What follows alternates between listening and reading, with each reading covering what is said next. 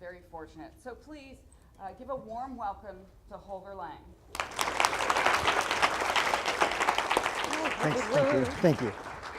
Thank you, Laura. Thank you for having this opportunity to talk to you today. One question I have for you: if I'm too quiet in the back, please let me know. I'm trying to shout at you, but I might just go down. You can hear me. Good. Yeah. What I just heard is that you will have a quiz, exam, or something like that on me, and I offered to make this even harder for you to take pictures of those of you that I can see falling asleep in front of me, because I have the position. Yeah. So you have to be really, really paying attention. I want to say hello to everybody here, and my name is Holger Lang. Actually, it is not Holger Lang, it's Holger Lang. Yeah? It was announced with an A, but it actually exists with an E. I am here to present my work, and whenever I try presenting my work, what is difficult for me is to get an order into the chaos.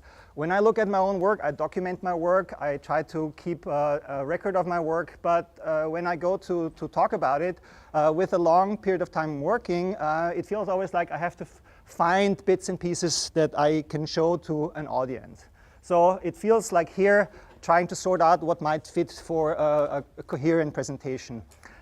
It's November 4th, 2015. I'm here to visit the first time to the city, and I have 42 minutes, and I hope I'll stay in the 42 minutes. So let's start. You got some information in that wonderful little brochure that your school is presenting or giving out for guest lectures, and I think that's a great thing. But what also comes out of it is that there is a text, a kind of a template text that is sent out to people, but in reality you don't really know much about the person. So what I will try to do is introduce myself and what I'm doing a little bit in the beginning, so you understand where my work is coming from and what I'm trying to do with my work. I tried to be funny at the beginning, and you're at least laughing. I found out when I asked this question, who the man, I actually should have yelled the question at the person, and after having done something amazing, you should then respond with, you're the man. Yeah? Now, unfortunately, I haven't done something yet. What I'm trying to do is do something really cool now, and then in the end, you can yell back to me, okay? So I start with something a lot more simple. I start with, sorry, this is what you have to do, yeah? But so remember that, okay? So this is something that you have to keep in mind when my presentation's over. I start with something very simple, yeah? Me the boy. That is actually me the boy with 5 years. This is where I grew up. This is in Europe. And I want to tell you a little bit where I'm from. Anybody remembers? Am I from Spain? Am I from Italy? Am I from Germany? No. I am from Vienna, Austria. Yeah? Has anybody ever been to Vienna, Austria? You have been to Vienna. You recognize the map? Yes. Really, you recognize the map? There is the Danube River there. Yeah. Salzburg is the place where the Sound of Music plays, right? There's other cities in Vienna. If you ever work in digital media, there's a really cool festival in Linz, the Ars Electronica Festival. I'm from Vienna. And in Vienna, there's this major river that goes across Europe. It's called the Danube, and it goes right by where I live. So I live in the city center of Vienna. If you have never been to Vienna, it's a city with the canals and the country with the kangaroos, okay? I live in the city center, and I would like to tell you a little bit more about that. This is a part of the Danube, and I live around the corner from it here. This is actually the building where I'm living in, and what's nice about that is that I have my office, our office in there too, and I have to work in a variety of fields because as an artist, unfortunately, I am not able to live off my artwork. It's in part the type of work I'm doing, and it's part because whoever wants to be an artist, good luck with that. Because chances that you will be able to live off that are not very high. So a lot of people who work in arts actually have to work in other fields too. So one part of what I'm doing for a long time is working in commercial production. I do this with my partner. We have a company that's here. And I'm lucky that I'm also teaching at the university. This is the university building, and it's actually this building here. So I have about 3 minutes to walk from home. I didn't move there. The university actually moved to that location. So I'm teaching at the American University. I'm an assistant professor. I used to teach in the art department there. Unfortunately, they closed it due to low enrollments, and now I'm teaching in the media department, and I teach a variety of classes that relate to media arts. Yes? What university did you It's called Webster University. And the way it's organized is that it's originally an American university that has its home campus in Missouri, in St. Louis, but it has satellite campuses that are actually European, individual European universities in a variety of cities in Europe. And the one in Vienna is the flagship store for them. It's an English-speaking university, and I'm teaching there full-time. So I want to introduce you to my work. And for that, I would like you to enter that area that I'm personally most interested in. It's not the commercial work, and I'm really sorry, even though I like meeting students, it's not the teaching. I'm an artist, this is what I want to do. I do other things for work, and I'm happy to share it with other people, and I'm happy to teach them. But I'm really interested in my artistic work, and for that, welcome to Holger Lang. That's the garden of my work, and that's where I live, and that's where I create my stuff. And I think it's quite difficult to introduce people from the outset in a really short time. As I said, we have 42 minutes. And what I'll do is I'll focus on parts of my work. I will explain to you that a big aspect of what I'm doing is actually taking something in recording media, in audiovisual media, in photography, but also in reality. I'm a big fan of the idea that you just take what you want and use it. That includes objects and things, so that's a big part of what I'm doing. And then I'm moving around. I move around. This is a picture from the airport in Toronto when I came to the country. And after moving around, I start rearranging things. I start rearranging objects. I start rearranging the content of what I'm recording. And that could be in sound, that could be in photography, that could be video recording, and it could be in animation. So I'm rearranging, and while doing that, I'm referring to a bigger context, to something that interests me. I relate to other people, to locations, to specific environments, or to the places where I can then present my work. And of course, in this process, I'm recombining what I took before. In audiovisual material, I'm quite open to taking any material that I want to use. There are people that like to use the term found footage. I prefer using the term taken footage. There is nothing that you find in this world anymore. The same relates to whatever I find on the internet. So then I'm showing my work, and this is a picture I took of the plane when I arrived in the country. I arrived in Show Me State, Missouri, which is this part here. This is Illinois, here of the confluence of the Mississippi and the Missouri River. And I go to this country and to other countries. Bless you! Sorry. One more time, come on. Okay. Anybody else? Okay, that was a good one. So I show my work wherever I can, but I'm very flexible because for me it's interesting that I can exchange what I put into my work with people that then see it. During this trip in the last 3 weeks, I was already traveling, coming into St. Louis, driving up to Ohio where I'm organizing a talk next spring. Then I was driving to Baltimore where I gave a presentation. I drove up to New York with a car to organize an exhibition for next year. I drove down to New Orleans where we're preparing an exhibition. On the way I stopped in Baton Rouge where we'll have another talk, and now I'm here near Dallas. There's unfortunately no Denton on this little map here. So in the last 3 weeks I was driving already 3,200 miles, and you can imagine that driving or moving is a big part of what my work is about. So art, film as one medium to relate to, and traveling are three major basic components of what I'm doing. And to show you an example, a short version of a film that I made 19 years ago, and I'll explain it to you once it's done, is I show you a 30-second condensed version of a 90-minute film, which I originally shot on Super 8, and I'll explain to you, it will have a little bit text in it, I'll explain to you when it's done what it was about, but it contains very much those two aspects that I just told you about. It's called Transatlantic, and I just added a little nick for the short version here.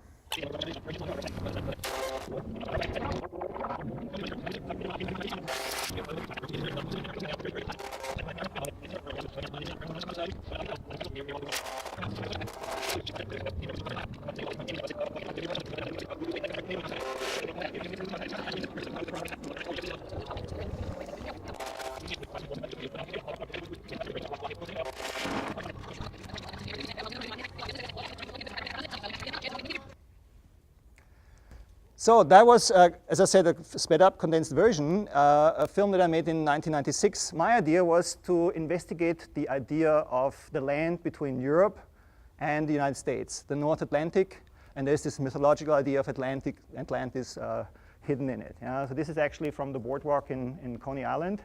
But I tried to integrate with projects like this what my life is, what my art is about, and everything else, of course.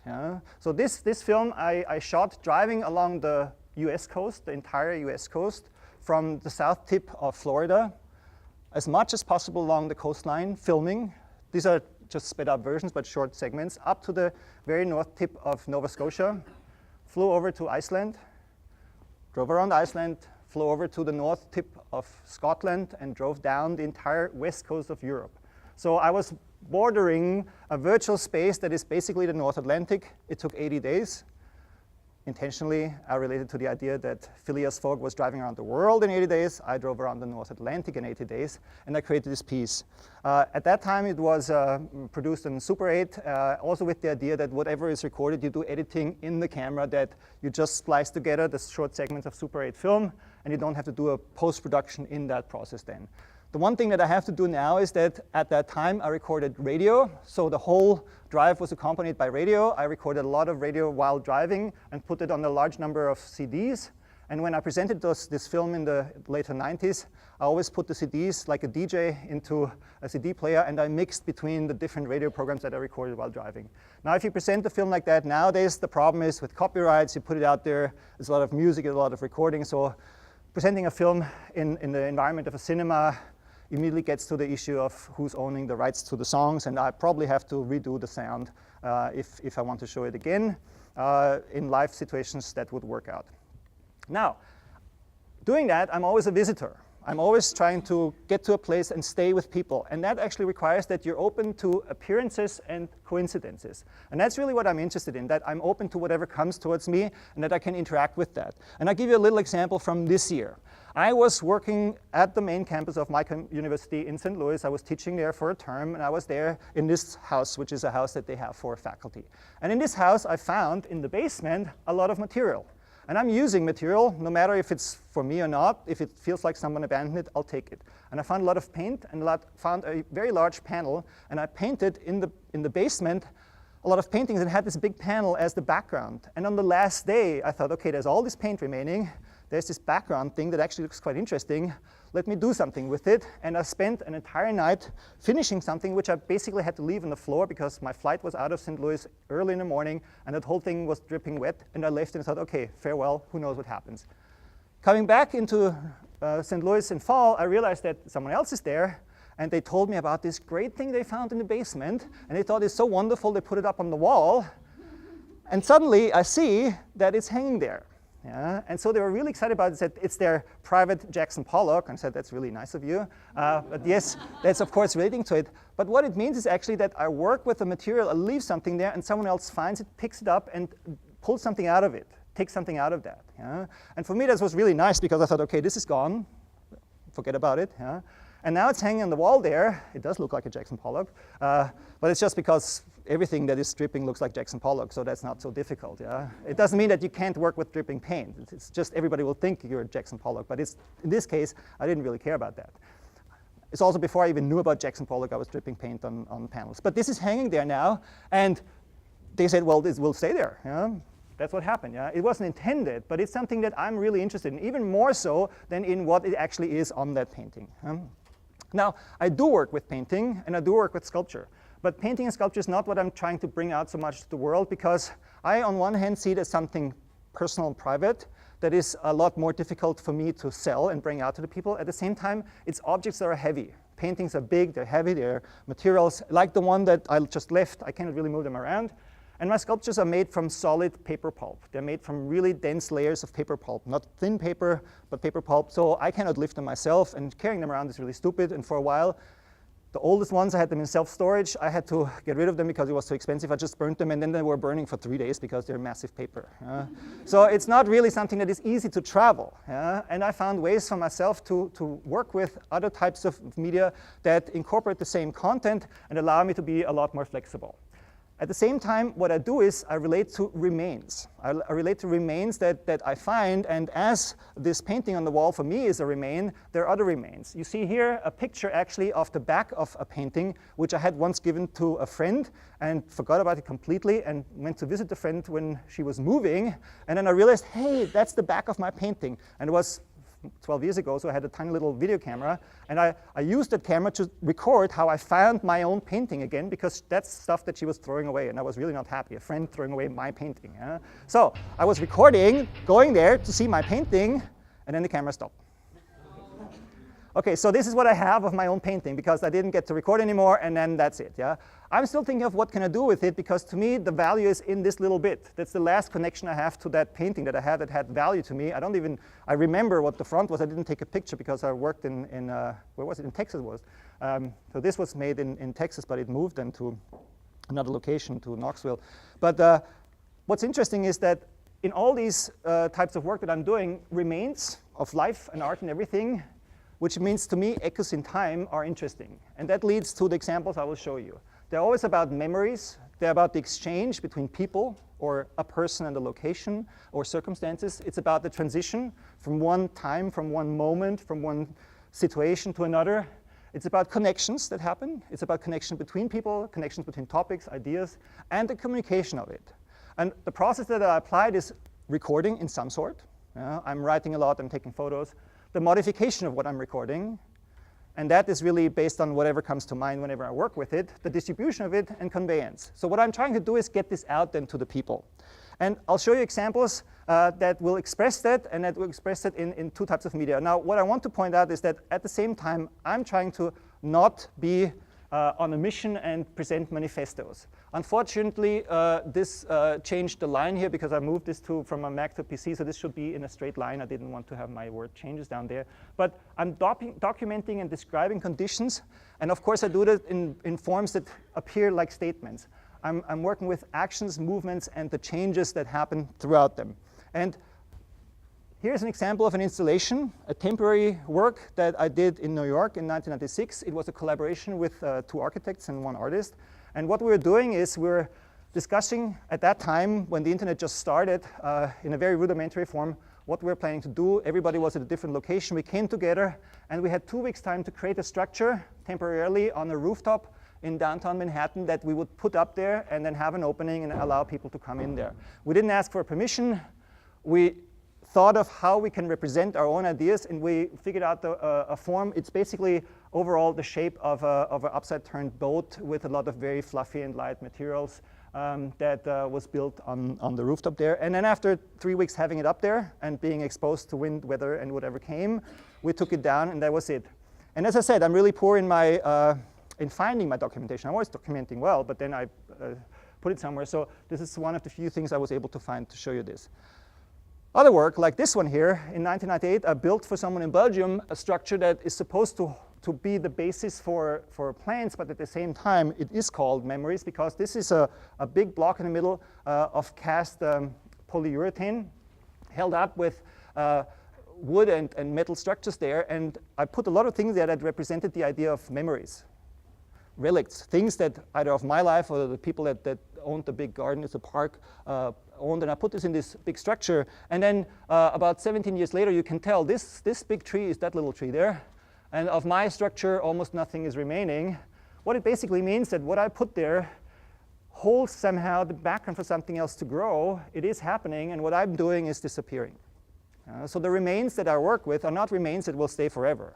It's things that just fade away and at some point will be gone. In two other examples, the way I work with existing material and material that will be gone is in these two examples.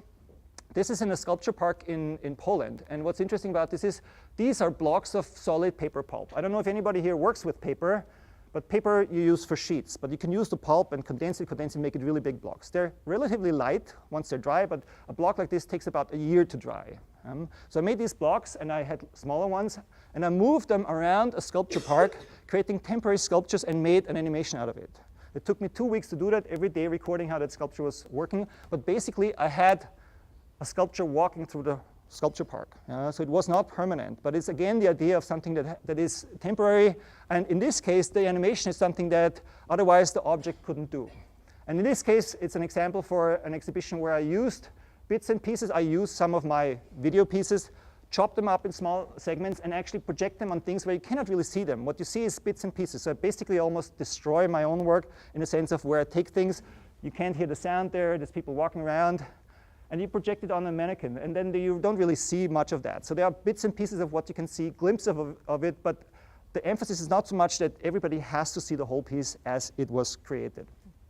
An example for a show I had in, that was also in New Orleans in 2009 was the creation of a room that to me has the idea of a somewhat spiritual space. I create with strings and I quite often use ropes and strings like that, representing the possibility to connect, to tie together, to find somehow a link between distant places, but also to separate in a very light form.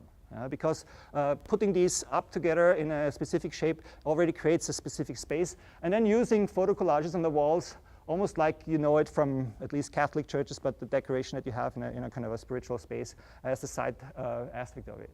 Now that's a temporary piece that in this form I can only create in this space, because I have an idea, I go to the space, and then I see if the idea works in there, and I adapt it specifically to that idea. I wouldn't call it site-specific, I would call it moment-specific, because it includes the site and, of course, the time when I'm working on the ideas that I have at that time. And it exists only in this very specific time. Sometimes there's a transition to other areas. In this case, I had an animation piece, which I submitted to the Museum of Modern Art in Croatia, in Zagreb, and it was split up into 3 screens. Of course, they asked me to do that. And this is an abstract animation that was running for a month on the facade of the art museum there. And it's dividing the screen into 3 screens, which I actually used in a different piece later on as an idea. But there is the transition again from one piece meant for a specific purpose and then translated into another one. You had a picture on that little catalog of me. It was cut off carrying some water. This is a piece I did last year. I was invited to contribute to a group show in New York. And I thought of what would be interesting for me to do. And as you heard, I'm traveling a lot. And traveling also requires the difficulty or the hassle with moving things. And in this case, I thought, OK, I'm going to move water. I went to the Danube, took water from the Danube. You saw it, where the Danube was. And took this bottle of water and brought it to New York. Now, of course, for the traveling, I had to take it out of that bottle, because otherwise it would have been, there's no way to close it. But my idea was that I would get the big glass bowl, put that glass bowl in the gallery, pour my water into that glass bowl, and place next to it water that I took from the East River into that bottle, and told the people in the gallery, whenever the water from the Danube is evaporating, please refill it with the East River water. So to keep the levels straight. And every other day, the water went down, and they refilled it. It would, yes? Or you were just stretching? No, just stretching. OK, yeah. Well, East River water is not the cleanest water. There was kind of a muggy, cloudy thing. But what happened was that over time, the water in the bowl was replaced with the water that comes from the East River. When the show was over, I asked them just to keep it. And then I picked it up several months later, took it back in my bottle to Vienna, and then poured it back in the Danube. So there's nothing really remaining of it, except me telling you about it. But that cycle of water is what I was interested in. And it's also the temporary nature of what this piece means to me. Now, these are pieces that appear for a short time in a specific environment. And sometimes they have 2 sides. Like this piece here. I had this in Ireland in an old castle, and they asked me to have a piece that would be playing there as an installation. And I looked at the photos of this old stable, and I thought about the structure that I really liked. And I was asked to do this when I was here in this country in spring. And I came across the day when the big celebration about the victory in Iwo Jima came up. And I thought, OK, this is really interesting. And I liked the idea, and of course, of a big, powerful country going into another country and the whole relationship to it. And then this idea of Ireland. And then I looked at this old environment there, and I created a piece that would be playing there. People would listen to it. But at the same time, it would be a freestanding piece that could be presented in a cinema environment. And that's a piece I would like to show you now. Even though I said before, I'm not trying to do manifestos, you will hear in this one that, of course, the relationship to that is quite close. And I would like to just show you this piece called Scratch. It's a new piece from early this year. Scratch. Scratch my unpredictable, inconceivable monsters. Attention and discursiveness. Slow reading to the loud music. Free speech in the melody of hairy dreams. Sonnet in the heart of the enemy. There is only one way to rule them all. unexpected interferences and unplanned responses, invention with discreetness, give the people what they want, streaming the fair use where you came from, remember the tavern of bold fire, this land is my land forever and beyond. Intuitive adaptations and surprising intersections, extensions to impermanence, moving exiting chances in the dawn. The interaction of the world with the individual. Blood pumping erected album of moments. Do not look back and do as you are told. Disturbing detours and challenging obstacles. Surveillance of volatility. Clowns operating in windy conditions. Unexpected performance by the tree at the fountain. Rigid appropriation of the shiny treasures. Their proud colours will now be your colours. Interconnecting lines on velvet hands. Reception for instability. Accepting the intangible state of homeland. Thoroughly wave the flags of remixed radical creativity. Feel the flashing stiff capture composition. You will learn the language of the intruders. Devaluation caused by dancing imagery. Pretension by vicissitude. Six flex and bed sustaining striking solutions. Relaxing unbound included quotes on striped coconut boats. Smell deviant occurrences with firm possession.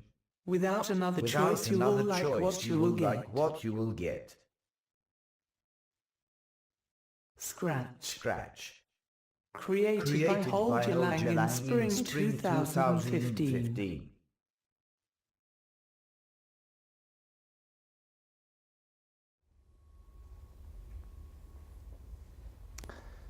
What you can see here is I used existing material, like the recording of that one moment where you have this iconic putting up the flag. There's actually a short film about that that's recorded.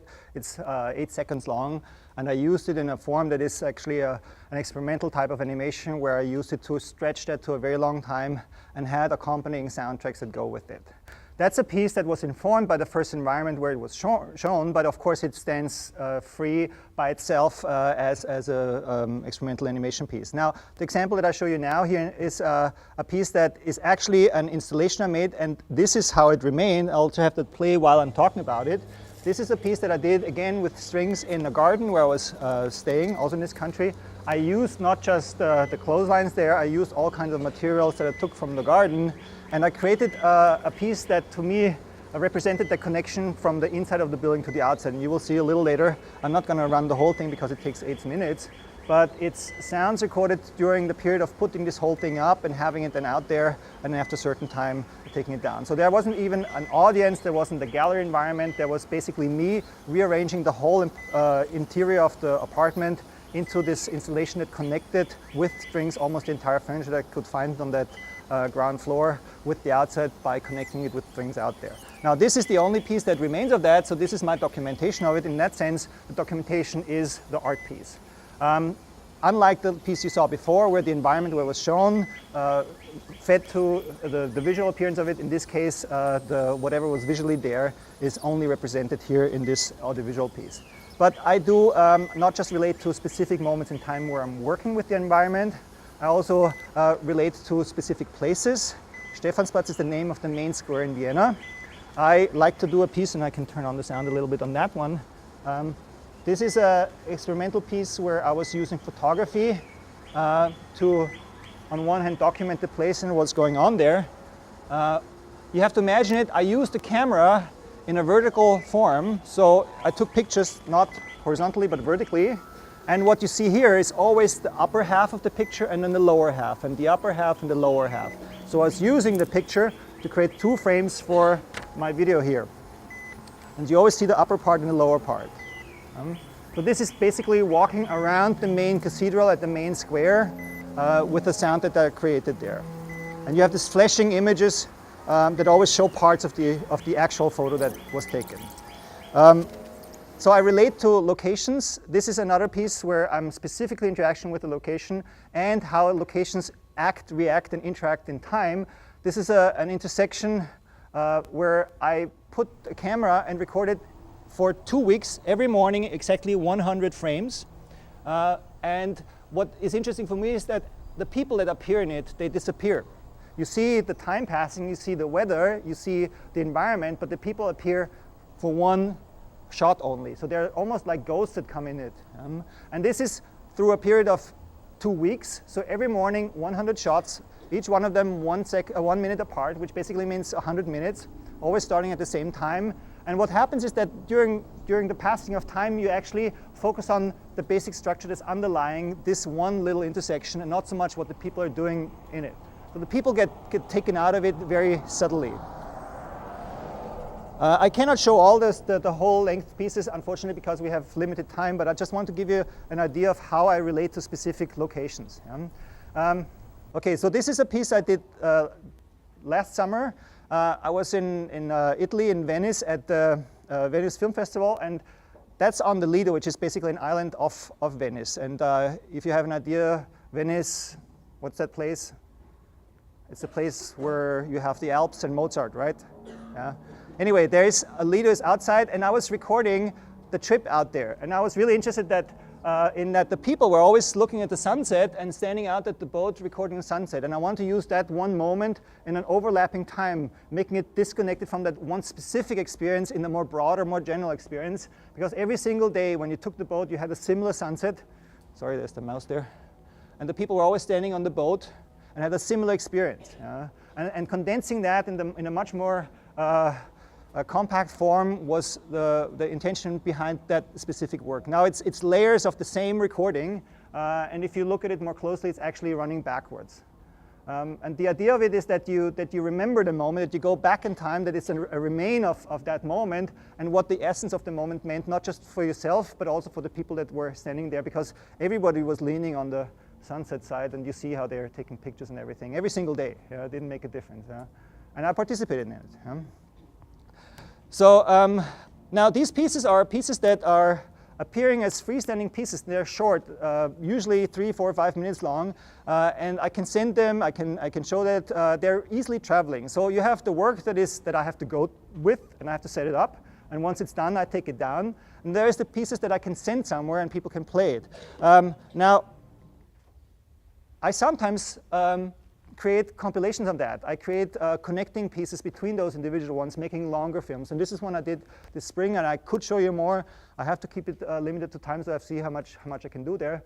But I give compilations of the work an overall title, because those individual pieces, they have their meaning, but they're quite isolated in a bigger context. So what I create is linking, connecting parts that then create an arch of a story told that connects between the individual dots. It's almost like drawing by numbers. You follow the individual dots, and you use my pieces in there, and you get the bigger picture. Because I do a lot of work, actually, what I do is, once I put one of the shorter films in a compilation like that, I'm not using it in another compilation. So they're basically freestanding long films that usually have 90, 100-minute length. And they're mainly non-narrative. I'm not saying they're not telling a story, but non-narrative, in many cases experimental or even abstract work. So I wouldn't call the recording of that street corner abstract, but it's definitely an experimental type of work, because you don't have any character. There's nothing that is specifically told in it. Now, besides that, I want to mention one thing that I'm doing. I also interact a lot with other artists, and about 5, 6 years ago, I had the intention, because I had done this for many years, to institutionalize that. What are you doing? Oops, sorry. No, I have to show you. I started working as a gallerist. I opened a gallery space in Vienna, and what I was doing there is that I invite people to show there and present the work in the gallery context. And to me, that's actually part of an extension of what I was doing. I take other people's work, I'm not changing it, I take it in, I put it in a different context, and I communicate it to other people. So I'm not doing this on a commercial basis, I pay for this, it's a project that I'm running, and I'm happy to invite people that I think have something to share in the environment where I am. And the most important part for me is that at these shows there, that at the opening, the artists would come and meet people locally. So that exchange, that interaction with people that are on site would happen. If this space wouldn't be there, it wouldn't happen. And it always led to something interesting coming out of that. Again, you cannot really grab that. It's not something that I have a control of, and that's something that I'm personally interested in, but I can initiate it. I can be someone who is creating the environment where something is happening. I just jumped over 2 slides because I just want to make sure that I'm not getting too late with it. I have 2 videos that are from that compilation that I just told you about. I hope it's jumping backwards. Are you jumping backwards? Yes. That compilation has longer and shorter pieces, and I want to show you one of them, but because it might get towards the end of it, I think we have until, what is it, 50? Do we have time? Another 10 minutes? Okay, 10 minutes, okay. So I'll show you a short part of the one here, and then I'll show you a longer one, which is not longer, but I'll show you the whole one. For the first one, I only show you a part of that. It's a piece that is on this later compilation. It actually includes people, it includes characters, but again in a more experimental form. What you see here is that, and I can jump into it, is that I combined 4 people. 1 recorded a text I wrote, and the other 3 were the people talking about it. And it's a collage. Hi, how are you? My name is Anna. Hi, how are you? My name is Anna Ohm. I live on 44, Highway 44 that is, together with Alex, my boyfriend, Alex Carter. We have a little business there, saving people, saving the planet, making peace and such. You might have heard of us. Not our real names, but our stage names, our public names. Alex and I would be known as Superman and Wonder Woman. We are great. That's because we both come from the greatest country in the world. We did immigrate, so we could not run for president, so far at least. Legal stuff, I think. Well, I don't know. They told us so. But we wanted to give back to this greatest nation in the world. So we turned superheroes. That way, we could hide our accent and people did not ask about our origin. Alex is half Irish, quarter Slovak, 1/8 Italian, and 1/8 African American. I am very proud to be 1/16 Apache Indian, and besides that, a mix of Spanish, Mexican, Russian, and Scottish. Maybe there is a bit of Polish blood in me, but I feel more like it might be French. But that is not clear so far. Alex was born in Canada. I was born in Mexico, I was told, but maybe in Sicily. Alex and I married in Las Vegas, and since then we are living in a trailer, driving up and down the highways. We go from east to west about once a month, looking for the flaws in the system. And we fix them. We really do. We fix them. We want no money. We do get donations sometimes. That pays for gas and repair and expenses and so. We sleep in the trailer, or we don't sleep at all. We are alien. We don't need much sleep. We like to work. We work hard, very hard. And we do have days off, too, sometimes.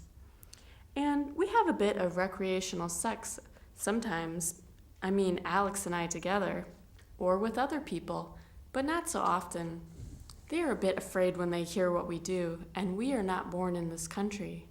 That is what Alex and I are sharing.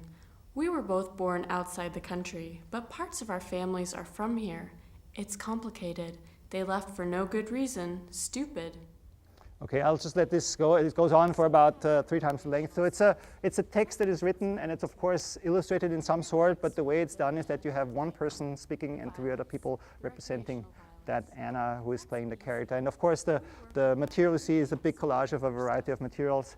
in a form that combines sources that come from different backgrounds. Now, the second piece I would like to show you in complete, and I'm almost done with that, it takes 4 minutes, is a piece that I've done last year and it was showing a lot at festivals this year, which goes in a slightly different direction, but the concept is comparable. You hear a text, and it's using existing material, but you will see that visually it's a lot more difficult to understand it than in this case, which is easier. You see people talking, and I hope that you will appreciate it if you are able to listen to the text.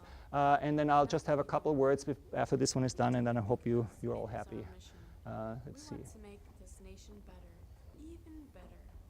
We love the mistakes.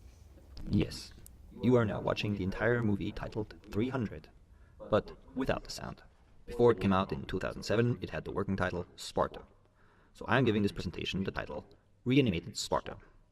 No, you will not have to spend all 116 minutes from the originally released version, or even the 132 minutes from the DVD version, including all bonus scenes. You are currently watching the VHS version from 2010, edited for in-flight entertainment on Northwest Airlines, before the brand was finally eliminated.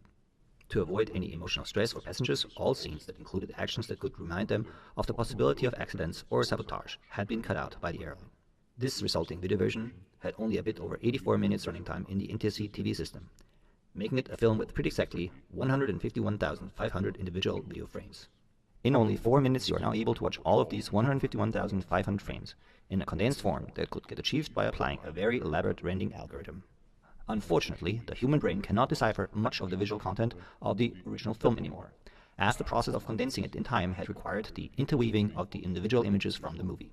But, and here this is getting interesting for future generations, a computer-based interpretation system could easily decode the information that is now contained in only 6,000 individual pictures. The basis for the alteration and concentration of the separate film frames has been an animation software that a group of software specialists from Montenegro had altered and partially rewritten for this purpose. The movie had been cut apart in all its different photos and then had been automatically sorted into clusters of similar structures and two-dimensional linear constructions. While the color content got translated into a cross total of overlapping frequencies, the distribution patterns of always more than 25 frames got compressed digitally into only one picture. This process is creating new visual patterns that the software will then arrange in a gradually changing new clip that is then, unfortunately, not readable for us humans anymore. We cannot understand the result of this process. Our brains, as biological rendering engines, are not powerful enough to uncode the information fast enough. Nowadays, existing digital rendering engines only need approximately 14 seconds to decrypt one of these newly produced frames and to recreate the original pictures. This process is a major step in the development of archival procedures for the required digital storage of visual information in the future. Although it appears all abstract to us, it really is a translation into a much more solidified condition. You can compare what you see here with the acoustic experience of a sped-up version of a 14K dial-up modem sound from 1996. Why did I pick this specific movie to explain the technology here? Sparta, also known as 300, is a great classical story. An exciting graphic novel was based on it, and then a groundbreaking film was produced from that. This film required 60 days of shooting with actors, but then required about 360 days for the digital animation of most of its additional visual content. This is also where we're going in the future, and since this film was released, even more examples of recreated reality experiences for cinemas have been published. Sparta is one of many, but it also features a great quote and a great scene with a great actor, Gerard Butler, who acts and looks like Chuck Norris, acting around 500 years BC. The 7-year rule in digital animation describes how fast technology is processing in this field. All 7 years, the quality, speed, details, depth, complexity, and ease in handling will be approximately 300 times bigger, better, faster, and stronger. Here you can see the first time the application of the process that has been developed parallel to software used for the creation of pictures that emulate reality. It is adequate to call this a reanimation, as new types of virtual movements are created that now only seem abstract to human brains, but they're not. And this here is also not like white noise or an audiovisual wallpaper. It is a derivative version of an old story, appropriating existing material like humans have always done such in history. Copyrights are not an issue anymore in this context, especially as we are still moving within the environment of academic research. After the release of the film at the Berlinale Festival, segments and versions of it and from it spread out in social, digital, and analog media. Also, this version here still contains the idea of the small but motivated individual fighting the big but evil forces from the outside. Even if humans cannot see this content anymore, read this anymore, or recognize this consciously anymore, it is still here, still contained, still preserved. Machines will be able to understand it, and will be able to understand the motivation of humans throughout thousands of years. Artificial intelligence will easily be able to bring it all back to life, to create a reanimated Sparta. Thank you for listening. My name is Holger Lang, and today is October the 1st, 2014. So, It does represent the idea that you lose the connection to the original material. I was using an existing material, and it's really about not necessarily being myself represented. I comment on something, and in this case I try to go to a very extreme point where visually I'm not pleasing the audience. I'm not creating something that is nice to look at, but also conceptually include what is happening with the material, specifically if in the future all the huge amounts of audiovisual material that people are recording are only seen, used, stored, or somehow processed by computers, because it's way too much of whatever this class or these classes here are going to record in the next 24 hours, because whatever you do with that, nobody in this entire world will be able to see all that, and it continues every single day. So I guess in the future computers will analyze and look at the material, and they will be able to use software that is then compressing and decompressing what is there. Now, as I said, I have a gallery. I show work from other people. If you're really cool, you can contact me and then show me what you did and what you were doing. It's a good reason to go to Vienna. I hope I stayed within my time. If you have any questions, not a lot of my material is online, but as I said, I'm not that organized, and also pieces like this, they don't play here well, they don't play online well. It's too detailed to do that. If you have any questions, I'm happy to answer them now or later. But one thing is really important. Do you remember? The question yelled by a person who has just done something amazing. If anyone answers by yelling, "You the man," then you have to do this now. You the man. Yes, okay, you did it well. Thank you. Okay, thank you.